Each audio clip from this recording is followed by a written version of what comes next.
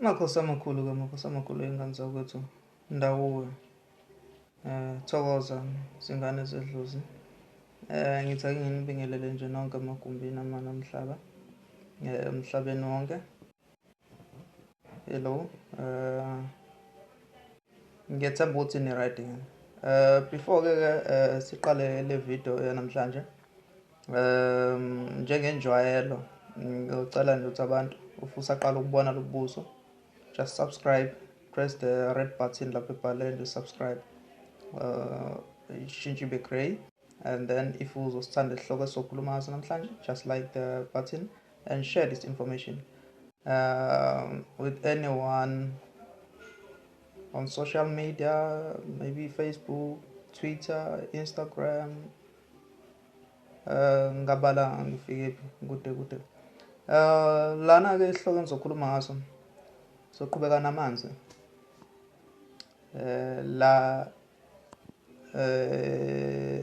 Uma ngithi soqhubeka namanzi ngokwahlukanisa kwakhona.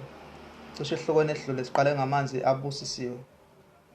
Ukuthi asizaphi naphi. Ngizozwa abazokhomenta khona ukuthi ke bezwe ini uthasisela makhona besasela. Kodwa kwamanje ngithe uzokhuluma ngamanzi emifula noma eziziba. Nezimpophoma nolwandle ukuthi kuyikuphi nakuphi okubalekile khona. Kodwa ke namhlanje soqala sigxile la esihlokweni samanzi omfula. Okokuqala nje uma ngabe uya emfuleni noma kukhona into oyilanda noma bekuthiwa mhlasimbe ahamba ufika uthandaze khona, fanele wazi the basics things ezivamisile ukuthi sifuneka ukuthenini uyiphathe. Oqala nje impepho iyadingeka. Ngazi umuntu uyalalela ukuthi kuyahlukana ukuthi umuntu usuke ngena ohlobo njani labantu usuke kudingeka ihlobo lwempepho iyahlukana. Bese kuba ke imali emhlophe. Imali nje emhlophe noma bengakanani kuya nawe lapho futhi ukuthi umoya usuke kudinga ukuthi uphathe kube imali engakanani enjani. Ezinye zezinto ke bese kuba ke nogwayi wamakhala. Uma ngabe ukuthi umuntu obuya benobungoma nje kanjalo kuyadingeka nogwayi wamakhala. Kodwa ke hayi noma uthi umuntu ubuya benomngoma, uma ngabe uyithanda nje izalukazi zakho namakhehla akho ukuthi ukuwabhemisa kancane. Kodwa ke kuyashiyana abantu nanokulalela umoya wakhona. Ziningi kahle izinto eziphathwayo, kodwa kuyayidepend ukuthi umoya utheni noma idlozi litheni. Ake kuphathwe ini ngoba kusuke kuyelwa esigabeni esithize.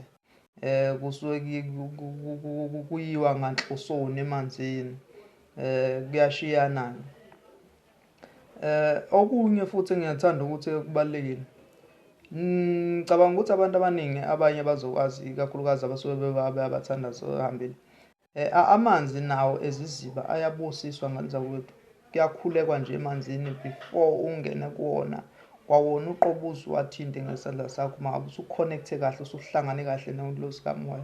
Bese kuyakhuleka noma wathini ukuthi wathinta ngesandla noma wathinta ngesikhali kukuwe. Kodwa kuya ngokuthi umoya kumuntu usuke uthini.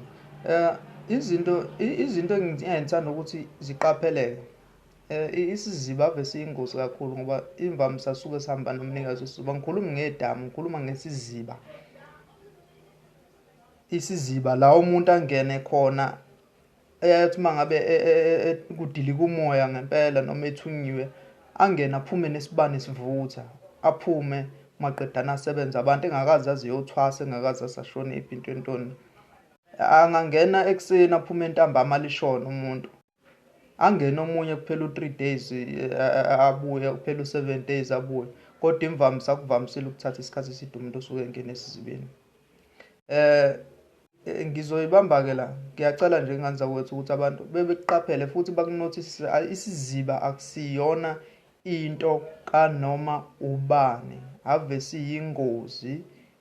Ave kubalekile futhi ukuthi uzazi ukuthi uma ngabe uya khona umuntu osuke clean kangakanani.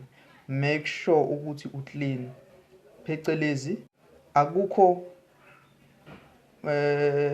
umuntu oxabene naye akukho umuntu osuke wamona mhlasimbe empilweni, ufanele kube umuntu ohlambulukile, ngoba imvamisa abanikazi beziziba ave benolaka olunzima noluyinkinga, and okudinga ukuthi uhlambuluke kuhle komuntu engena enkonzweni ezokuthiwa bazalwane ngicela-ke sihlambuluke so kusho ukuthi umuntu uhlambuluka enhliziyweni.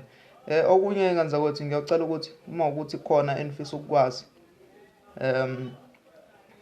mayelana nale video le yesiziba, ungithinte nje lapho kwi-comment section, ucommente usho ukuthi mkhulu lokhu nalokhu kwenzeka kanjani uma ngabe kuyiwe esizibeni noma ukuthi nokuthi ngizobe sengikucacisela, ngoba ezinye izinto ziyaye zithi zibaba, ezinye into ngingakwazi ukuthi ngichaze kahle. Kodwa-ke ngiyabonga-ke ingane zakwethu, ngiyacela ukuthi inkosi inibusise, uJehova nedlozi lo yihlo omkhulu nelabo malume nani.